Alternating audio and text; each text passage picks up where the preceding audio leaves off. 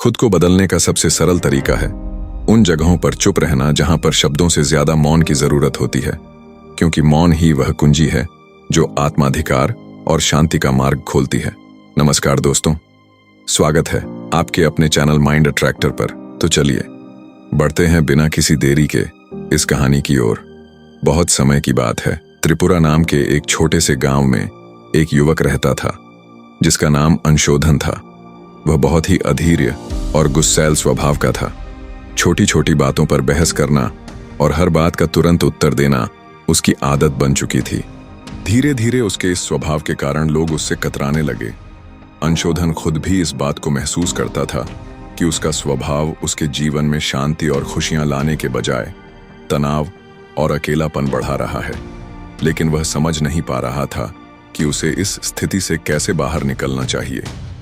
एक दिन उसने सुना कि पास के जंगल में भगवान बुद्ध का प्रवचन हो रहा है। बुद्ध के बारे में उसने बहुत कुछ सुन रखा था, उनकी करुणा, उनका ज्ञान और उनके द्वारा दी गई जीवन की शिक्षाएं। यह सुनकर अंशोधन ने सोचा, शायद मेरे सवालों के जवाब वहां मिल जाए। वह जल्दी ही प्रवचन स्थल पर पहुंचा। वहां बड़ी भीड़ जमा थी। बुद्ध अपने सरल और स्पष्ट शब्दों में जीवन की गहराइयों को समझा रहे थे। इस समय बुद्ध ने सभा को संबोधित करते हुए कहा, यदि तुम अपने जीवन में सच्चा बदलाव लाना चाहते हो तो 10 जगह पर चुप रहना सीखो। यह सुनकर अंशोधन को कुछ आशा की किरण दिखी। प्रवचन समाप्त होने के बाद वह बुद्ध के पास गया और उनके चरणों में झुककर बोला, भगवान, आपने कहा कि बदलाव लाने के लिए 10 जगह पर चुप रहना चाहिए। कृपया मुझे विस्तार से समझाइए कि यह 10 जगह कौन सी है और मैं उन्हें अपने जीवन में कैसे अपना सकता हूं। बुद्ध मुस्कुराए और बोले, यह जानने के लिए तुम्हें धैर्य और आत्मनिरीक्षण की आवश्यकता होगी। अगर तुम इन शिक्षाओं को अपनाने के लिए तैयार हो तो मेरे साथ चलो। अंशोधन ने सहमति जताई और इस तरह उसकी यात्रा शुरू हुई। पहला स्थान। बुद्ध ने अंशोधन को पहले स्थान की शिक्षा दी। अंशोधन, जब कोई तुम्हारी आलोचना करे तो तुम चुप रहो। आलोचना तुम्हारे लिए सीखने का अवसर है। यदि तुम गुस्से में प्रतिक्रिया दोगे तो तुम कुछ भी नहीं सीख पाओगे।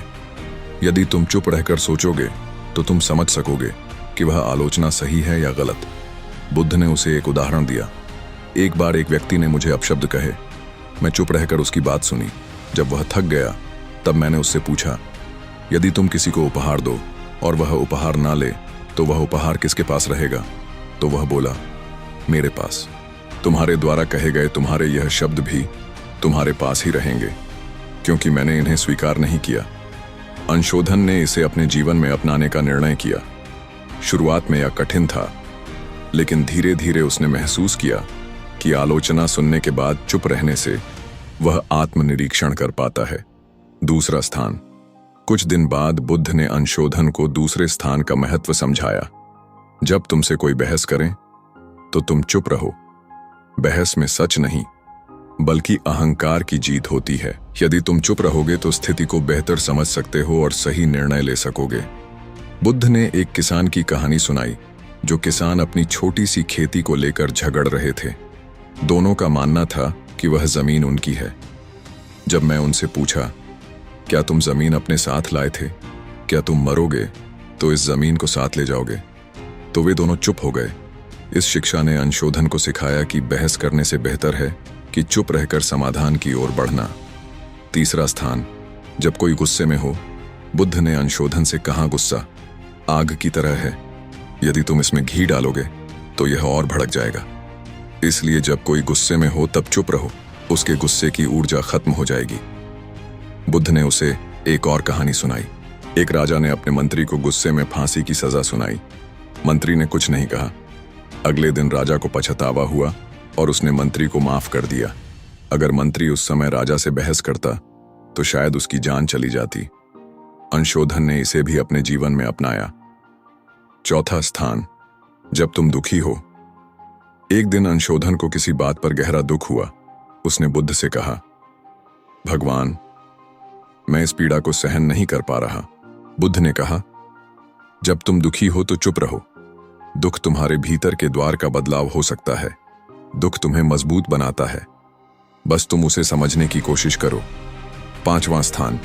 जब तुम्हें कोई उकसाए। बुद्ध ने कहा, जब तुम्हें कोई उकसाए तो तुम चुप रहो, क्योंकि उस समय चुप रहना ही सबसे बड़ा उत्तर है।